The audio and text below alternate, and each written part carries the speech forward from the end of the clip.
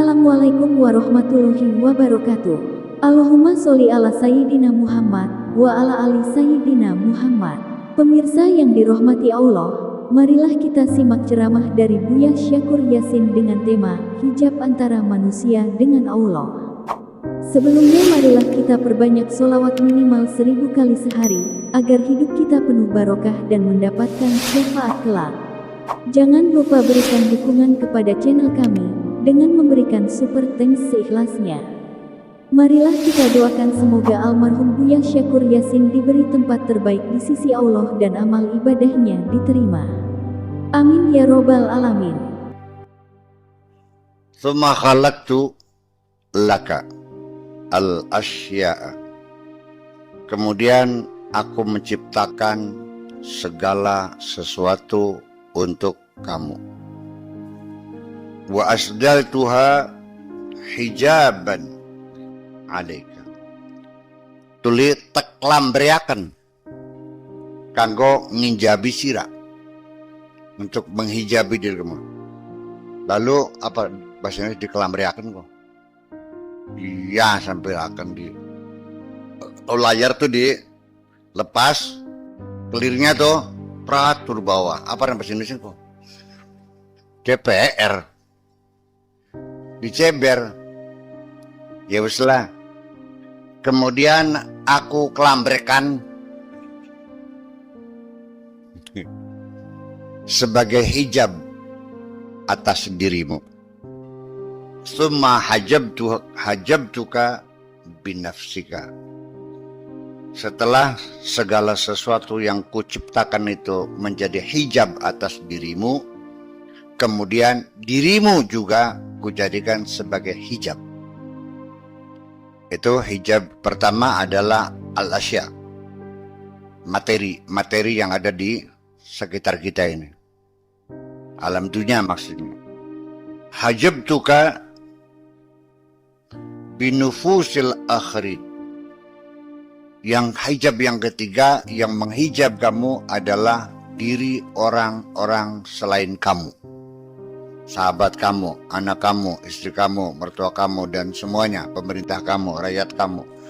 Orang-orang lain juga sebagai hijab. Wa ja'altu kulla syai'in yad'uka ila nafsihi. Dan semuanya itu akan mengajak untuk kepentingannya sendiri. Wa ja'altu kulla syai'in yad'uka ila nafsi. Dan semuanya itu kubuat mengajak kamu untuk kepentingannya sendiri. Wa yahjibu anni. Dan lalu akan menghijab dirimu dari aku. Jadi pirang hijab ini. Satu adalah materi sekitar kita. Yang kedua, dirimu sendiri. Yang ketiga, diri orang lain. Ada 3 hijab. Semuanya itu akan menutupi dirimu. Tidak bisa melihatku.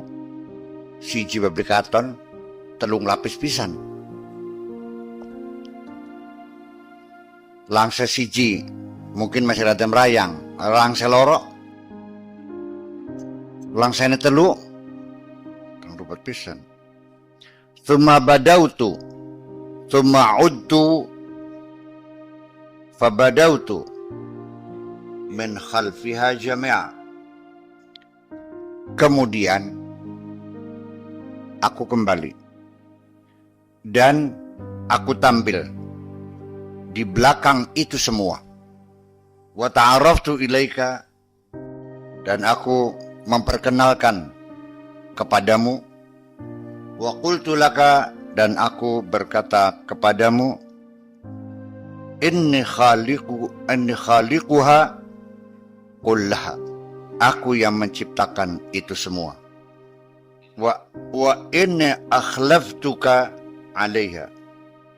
Dan aku serahkan kekuasaan kepadamu untuk mengaturnya. Artinya aku angkat kamu sebagai khalifahnya. Khalifah itu semuanya. Wa innaha amanatun indaka, dan itu semuanya adalah amanah yang kau pegangi. Sebagai amanah yang kuserahkan kepadamu. Wa alal amin, maka seharusnya hamba yang terpercaya an yaruddal amanata adalah mengembalikan amanah itu. Fahalla sadaqtani wa radadta kulla syai'in ilayya. Marilah sekarang percayalah kepadaku dan kembalikan segalanya kepadaku. Wa hafidtal ahda, dan kamu setia menepati janji. Kapan kamu berjanji kepada Allah? Masa kelingana? Sih? Sebabnya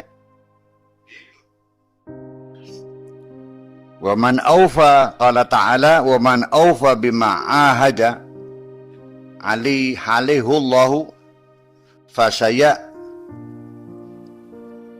fasuyu'tihi ajran azima. Barang siapa yang menepati janjinya kepada Allah, maka dia akan diberi imbalan yang maha besar. Barang siapa yang menepati janjinya, melaksanakan dengan setia atas janji yang sudah diucapkan kepada Allah, dia akan mendapat imbalan yang luar biasa. Kapan kamu berjanji? Dalam kandungan wis dadi sira maning. Waktu sirane masih merkayangan, wis ngerti. Waktu sirane masih dadi merkayangan. Ketika engkau masih belum berbentuk materi. Angel temen ngomongku. Bang seru weteng wis materi menengku. Wis aja ada sedurunge mancing weteng embok ya. Sedurunge metu ning alam dunya, kalian beli sing kos 9 wulan kok. Kos-kosan 9 wulan yang weteng embok kalian beli. Walaqad ahidna ila adama min qablu. Fanasiya walam najid lahu azma. Kami telah membuat perjanjian kepada Adam. Min qablu, dulu. Sebelum dia lahir, sebelum dia kuciptakan, sebelum dia masuk ke surga, sebelum dia ada di alam dunia ini, sudah berdasarkan perjanjian. Tetapi dia lupa, sehingga tidak ada semangat untuk menjalani kehidupan ini. Walam najid lahu azma, langkah semangat. Loyo ternyata saudaraku. Pelantar, pelintir, kelakat, keleket, riak, selayag, keduat, pelantar. Terus ini bahasa Indonesia langkah ini. Melempem lah. Walam najid lahu azma. Semua anak kentang. Iya siap pak, siap. Ya Allah siap. Siap kamu jadi manusia, siap. Siap kamu nanti lahir di lalunya, siap. Bagian kau jadi wong sugi, siap. Bagian kau penyakitnya akeh, siap.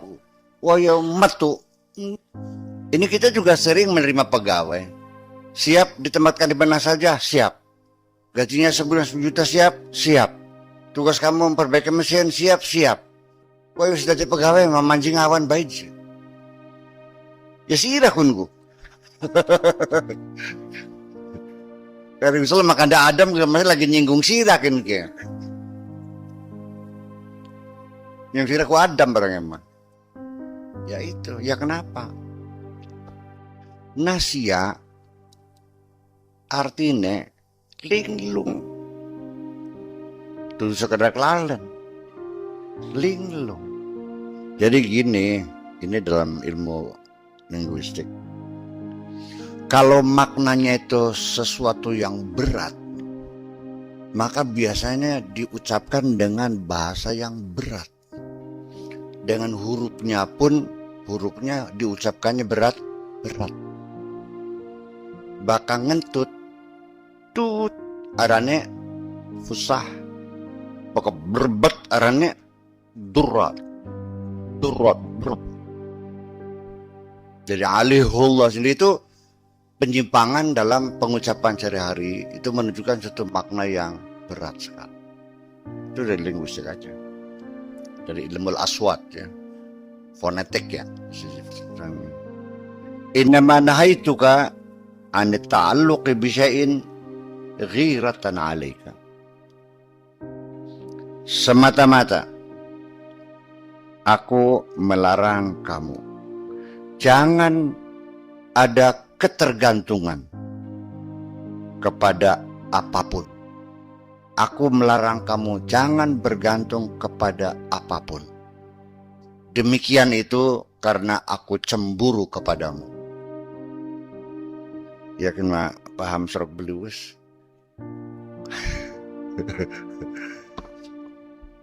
Iya, sebab mungkin kita nggak mengerti Allah cemburu tuh ya. Yang kita lebih bikinnya siapa? Di eman mangsa wurunga siraku. Sing makan di sira siapa? Sing merasakan sira siapa? Ya kenapa kamu masih bergantung kepada yang lain? Ya itulah. Dibilang tidak mengerti yang bisa baca kitab kuning. Kadang-kadang hafal Quran pisan. Kadang-kadang sampai batu keireng. Ngewer-ngewer tas sampai sadina-dina. Tapi dia 100% tergantung, sangat bergantung, bukan kepada Allah. Bergantung apa? Kepada. Nah itulah. Saya diuji, kasih sakit mata. Saya diuji tadi hukum nih. Menurut Anda saya dihukum? Belum tentu juga. Bisa jadi hukum, bisa saja diuji. Disiksa.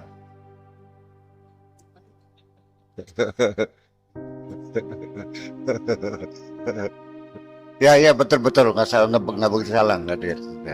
Artinya ketika saya baca kitab tidak jelas kan tersiksa juga. Di situ saya diuji oleh Allah. Apakah engkau tergantung kepada obat-obat yang diberikan oleh dokter, atau tergantung kepada kehebatan dokter, atau engkau tetap hanya bergantung kepadaku? Saya spontan menjawab, dokter hanya pantas-pantas, obat hanya pantas-pantas. Toh yang menyembuhkan Allah. Karin jaluk waras baik. Masa gawe mata beli bisa tantani mata. Ya kan? Ya kalau obat mah pantas-pantas saja. Gitu. Banyak orang di obat yang sama ternyata mati juga kok. Ya kan? Dokter maka jahit, si nyambung siapa? Bisa juga. Iya. Maka saya minta ya Allah, minta sembuh, selesai. Itu saja kok. Tapi dokter kok sebulan laporan bunuh. Ya, laporan tetap selesai. Tapi apapun nanti keputusannya, kita tetap tidak bergantung kepada siapapun. Ini satu peristiwa yang sederhana. Nabi Yusuf itu mendengar bahwa bapaknya sudah buta. Makanya dia buka baju, dikasihkan kepada saudaranya. Ini bawa baju. Lalu mana? Usapakan ning wajah bapakku. Usapakan baik lambe ning raine bapak sampai. Idhabu bi qamisi hadza, sana pergi bawa baju saya. Walquhu ala wajhi abi, tulis serbetakan ning wajah bapak, ya'ti basira, dia bisa melihat lagi. Terjadi enggak? Jadi artinya saya nggak tahu bapaknya Nabi Yusuf itu sakit matanya apa, apakah tarak, apa retina, apakah nggak tahu. Tapi yang jelas butanya dia karena ya kesedihan juga sih. Jadi kalau Allah menyembuhkan mata saya bisa nggak? Pakai bajunya Nabi Yusuf? Nggak usah. Ya katakan sajalah obat yang resep yang dikasih dokter untuk membeli obat itu itulah bajunya Nabi Yusuf. Jadi ketika saya datang kabat, idza bi qamisi hadza falquhu ala wajhi yati basira. Saya kira semacam itu. Tetapi nanti ya udah dah, itu aja. Semoga-moga hari ini sudah lebih baik dari kemarin kok, daripada masa yang kemarin sudah tahu. Bahkan dengan ini juga sudah bisa kelihatan ya, mau kurang jelas. Kenapa demikian? Karena Allah sangat cemburu kepada kamu. Yang mencintai kamu itu nggak ada. Yang mencintai kamu hanya satu, hanya Allah aja. Selain Allah mah semuanya juga undan. Langsung, tidak langsung, besar dan kecil, masih terselip ada kepentingan, tujuan. Bahkan kepengen karo Pak Kiai adalah kepentingan juga. Betul nggak? Yang nggak bisa dipungkiri. Tapi Allah mah nggak ada kepentingan, yang dia nggak butuh apa-apa sih. Sengaja dia menciptamu untuk memberikan kasih sayangnya kepadamu. Kok masih juga bergantung pada orang lain? Miskin maja dua sira dua anak beli. Haji Warsa dua anak beli wajib. Dua. Nun. Oke. Iya. Di sekolah yang kedokteran. Iya beli. Wes sira mah kari belajar apa sing bener sing serius, pelajaran sing lokal sampai sarjana. Urusan kebutuhan kamu beli buku, SPP segala macam, kita buang semester itu semuanya urusanku. Tiba-tiba anaknya sok jelik jaluk duit nih wong sejen. Bapaknya beruke. Nyewat kira-kira. Itu iya. Kalau Allah tersinggung gak? Ada satu cerita bahwa setelah seorang murid itu menamatkan di padepokannya, di padepokan seorang waliullah lah dalam pembinaannya, irsyad. Dia ingin belajar lebih tinggi lagi. Kata gurunya gini, ya sudah, wis ilmunya kita tekan kene. Ilmu saya sudah sampai di sini dan kamu sudah menguasai lagi. Kalau kamu ingin meningkat lagi ya silakan cari guru yang lebih dari saya. Di mana? Di Jabal Lubnan. Di pegunungan Lebanon. Silakan sana kamu belajar. Ini murid udah pinter banget nih, artinya sudah setara dengan gurunya lah. Tapi dia ingin lebih meningkat lagi, pengen lebih banyak tahu lagi. Berangkatlah dia ke Jabal Lubnan. Katakanlah gurunya namanya Syekh Abdullah. Setelah ketemu ternyata dia nggak punya padepokan, jadi nggak punya tempat tinggal, jadi di kebun sana nanti pindah lagi gitu. Ada apa nyari saya ingin berguru, nggak bisa. Tolong, nggak bisa. Melayu di gedang, ngumpet di gulat terus dibawa. Tolong aja. Aku tidak mau mengajari kamu. Selesai. Tapi saya nggak ada TPO yang nggak mau. Soal ubek-ubekan gitu. Tetap kencang. Tidak mau menerima sebagai murid. Saya tidak mau mengajari kamu. Ya sudah, kalau tidak mau, tolong saya padu ada hasilnya saja. Ajari saya satu kata saja. Oh gitu, iya. Dia bilang, ketahuilah bahwa Tuhanmu maha cemburu. A'raf bi anna rabbaka miryar. Katakan bahwa Tuhan maha cemburu. Dari dia mengenal Allah maha cemburu, dia langsung melejit menjadi min akabiril aulia. Itu. Karena tidak semua orang bisa paham Allah maha cemburu. Udah, sekarang saya mau tanya dulu. Allah maha cemburu ya? Pak Haji Sulaiman Saleh, saya nanya nih, pernah nggak Anda mencintai seorang perempuan? Pernah. Ketika dia sedang berbincang-bincang dengan lelaki lain, apakah ada kecemburuan di dalam diri Anda?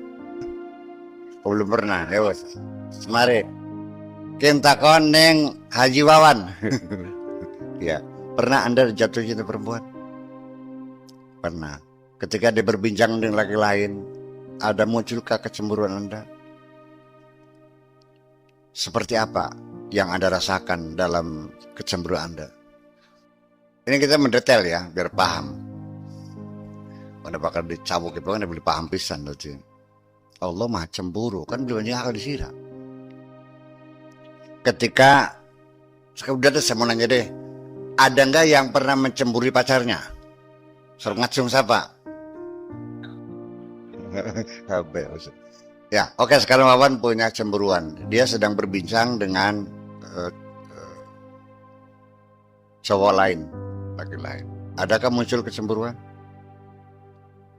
Apa yang Anda rasakan dalam kecemburuan Anda pada saat melihat pacar Anda berbincang dengan lelaki lain? Takut kehilangan. Udah itu aja satu. Panas, ya boleh.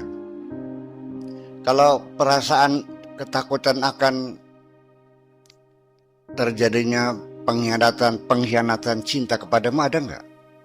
Jadi muncul juga takut dikhianati. Terus apa lagi? Takut kehilangan gitu. Anda kan nggak pernah menganalisa perasaan diri Anda sendiri kan selama ini. Pura-pura baik kah? itu kelemahan kita kan. Kita ini sebetulnya kita ini bangsa yang paling malas berpikir loh. Sealam dunia bangsa yang paling malas berpikir kayak bangsa Indonesia. Apa gini? Orang Malaysia sekalipun daerah tropis juga mereka berpikir. Orang Singapura juga tropis berpikir juga. Jadi tidak semua orang tropis itu malas ya. Artinya gini, ketika Allah cemburu kepada kamu, satu yang menjadi masalah kecemburuan kamu kepada pacar kamu yang sangat kamu cintai, itu ada kekhawatiran dia akan berbagi cinta. Ternyata iya, dari pacar akeh, koleksi, iya kan? Semacam itu. Tetapi ketika dia mengatakan, Bang, ini keponakan saya, selesai nggak sebenarnya? Selesai. Bang, ini dosen saya sedang nyusun skripsi, selesai. Bang, cintaku hanya tetap kepadamu. Iya, ini urusan bisnis, urusan segala macam, sudah selesai. Tapi ketika Anda mengetahui kekasih Anda ternyata mencintai lelaki lain, itulah kecemburuan mengamuk luar biasa. Bisa tekan dicacat dan ditelulas ini. Itu persoalannya. Jadi silakan kita bergaul dengan siapapun di dunia, tapi jangan kau berikan cintamu kepada siapapun. Karena Allah Maha Cemburu. Anda kekecewaan yang Anda tanggung ketika Anda tahu bahwa perempuan yang sangat kau cintai itu ternyata dia mencintai lelaki lain. Ini yang disebut dengan high treason. Al-khiyanatul kubra. High treason. Al-khiyanatul kubra. Pengkhianatan yang maha besar. Makanya sekali lagi Allah itu maha cemburu. Pulane kadang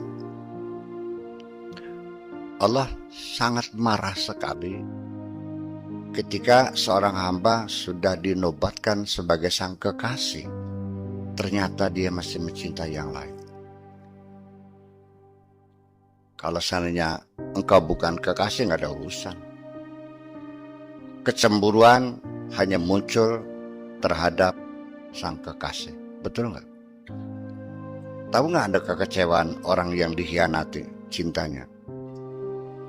Sampai tekan nginung begon, bunuh diri di kertas mayana, tapi beli mati. Malah ampeg waras dia. Ya. Ada yang di kereta api, Indes. Sia-sia hidup. Hidup ini tak ada artinya tanpa dirimu. Ternyata Pak, demenane kawinnya karo wong wadon sejen. Padahal 5 tahun pacaran. Wis diwes-wes entok coba bersih gitu. Tiba-tiba ditinggalkan kawin dengan perempuan lain. Yes, kayak wong bebasuh kan diwes-wes kayak pesuka.